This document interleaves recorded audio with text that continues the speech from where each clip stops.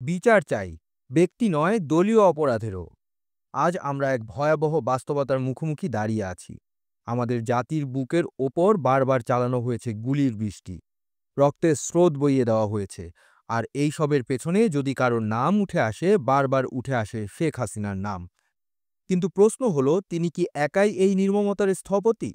না বন্ধুগণ, এ দায় এককভাবে একজন শেখ হাসিনার নয়, এই দায় সমগ্র আওয়ামী লীগের।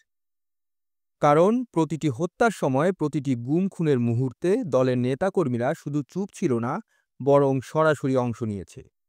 কেউ নির্দেশ পালন করেছে, আর কেউ ছিল নীরব সহযোগী।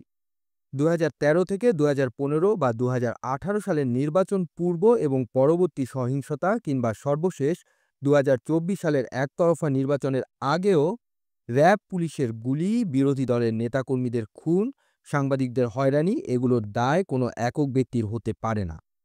এসব অপরাধ সংগঠিত হয়েছে সংগঠিতভাবে, দলীয় সিদ্ধান্তে, দলীয় ছত্রছায়ায়।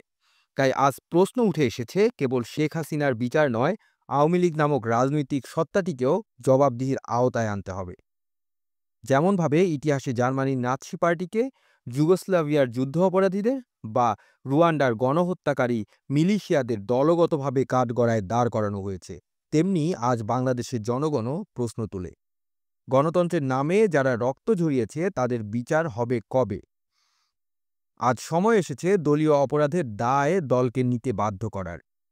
ব্যক্তি নয়, বরং প্রাতিষ্ঠানিক সহিংসতা, রাষ্ট্রীয় সন্ত্রাস এবং গণহত্যার পরিকল্পনার জন্য দল হিসেবে আওয়ামী লীগকে বিচারের মুখোমুখি করা হোক, আন্তর্জাতিক আদালতেও, জাতিসংঘ পর্যায়েও।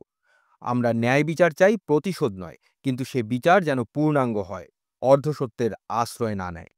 আপনারা দেখছেন প্রতিদিন সকাল।